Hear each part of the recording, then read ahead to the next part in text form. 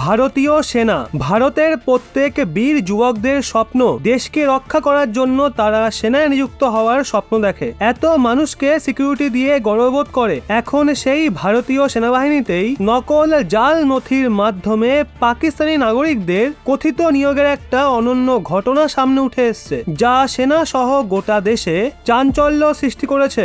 Indian army ভারতীয় সশস্ত্র বাহিনীর বৃহত্তম উপাদান। বিষয়টি আমলে নিয়েছে কলকাতা হাইকোর্ট। বিষ্ণু চৌধুরীর আবেদনের শুনানির সময় আদালত বলেছে বিষয়টি গুরুতর। আদালত সংশ্লিষ্ট বিভাগকে নোটিশ জারি করে তাদের কাছে জবাব চেয়েছে। আবেদনকারীর মতে ভারতে একটা বিশাল র্যাকেট চালানো হচ্ছে। এসএসসি অর্থাৎ staff selection committee, GD constable পরীক্ষার মাধ্যমে বর্ডার সিকিউরিটি ফোর্স, সশস্ত্র সীমাবল অর্থাৎ এসএসবি এবং সেন্ট্রাল রিজার্ভ পুলিশ ফোর্স অর্থাৎ সিআরপিএফ এর মতো নিরাপত্তা বাহিনীতেও জাল নথি ব্যবহার করে লোক নিয়োগের সংখ্যা খুব বেশি। আবেদনকারী বলেছিল যে তার একজন সহযোগী এবং বন্ধু মহেশ চৌধুরী নিজে ভারতীয় সেনাবাহিনীতে রয়েছে। তিনি দুই পাকিস্তানিকে ভারতীয় সেনাবাহিনীতে নিয়োগ পেতে সাহায্য করেছে। তিনি তার আত্মীয়ের কাছ থেকে তার তথ্য পেয়েছেন। আবেদনকারীর মতে যে দুই পাকিস্তানির জন্য তারা নথি তৈরি করেছিল তারা ইতিমধ্যে এসএসসি পরীক্ষায় উত্তীর্ণ হয়েছে এবং এখন ভারতীয় সেনাবাহিনীতে নিযুক্ত হয়েছে। তিনি আদালতকে জানিয়েছিলেন অনেক লোক এই র্যাকেটের সঙ্গে যুক্ত আছে এবং তারা জাল নথির ভিত্তিতে লোকদের ভারতীয় সেনাবাহিনীতে নিয়োগ করতে সহায়তা করে। এটা নাটকীয়ভাবে ভারতের জাতীয় নিরাপত্তাকে উল্লেখযোগ্যভাবে বিপন্ন করে বিপদের মুখে ফেলেছে। আবেদনকারী ভয় পেয়েছিলেন কারণ বিষয়টি নিয়ে অভিযোগ করার জন্য তাকে হত্যার অনেক চেষ্টা করা হয়েছিল।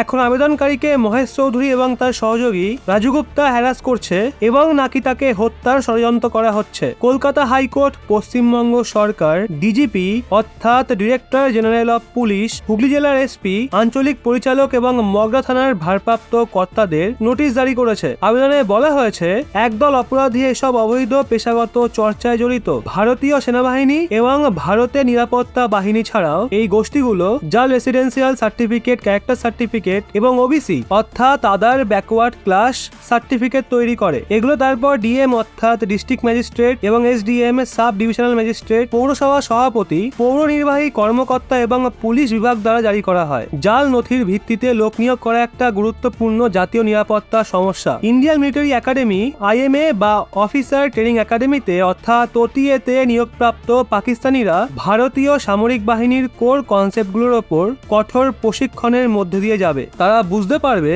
ভারতীয় সশস্ত্র বাহিনী কিভাবে কাজ করে, কিভাবে তাদের প্রশিক্ষণ দেওয়া হয়, বর্তমানে কোন অস্ত্রের প্ল্যাটফর্ম ব্যবহার করা হচ্ছে এবং কিভাবে সেগুলো সংগ্রহ করা হয়। তারা দেশের গুরুত্বপূর্ণ অবকাঠামো, সেনানিবাসের অবস্থান, ঘাঁটি, রেজিমেন্ট, কমান্ড, ডিফেন্স ইন্ডাস্ট্রি, ভারতের পারমাণবিক এবং কৌশলগত সম্পদ ইত্যাদি সম্পর্কে গুরুত্বপূর্ণ ও সংবেদনশীল তথ্য পাবে। তারা এই মূল্যবান তথ্য পাকিস্তান, চীনের মতো প্রতিপক্ষের কাছে এমনকি টেরোরিস্টদের সাপ্লাই করতে পারবে। তাছাড়া এই তথ্য ব্যবহার করে সন্ত্রাসী এবং প্রতিপক্ষরা তাদের আউটডোর ফিজিক্যাল এবং কমব্যাট ট্রেনিং থেকে সামরিক কৌশল শিখবে। তারা এটা সামরিক এবং গোয়েন্দা পরিকল্পনাকারীদের কাছে পাঠাবে যারা ভারতের প্রতিরক্ষা সম্পর্কে ফার্স্ট হ্যান্ড জ্ঞান পাবে। তারা দেশ পরিচালনাকারী উল্লেখযোগ্য ব্যক্তি এবং সত্তা সম্পর্কে তথ্য পেতে পারে। তাদের গোপনে হত্যা করার জন্য তৎপর হতে পারে। ভারতে বহিরাগত আক্রমণ করার পরিকল্পনা করতে পারে। এটা বিশেষ করে পাকিস্তান, মূলত পাকিস্তানের আইএসআই ও পিপল রিপাবলিক অফ চায়নার অ্যাসিমেট্রিক ওয়ারফেয়ার টেকনিকের একটা উদাহরণ।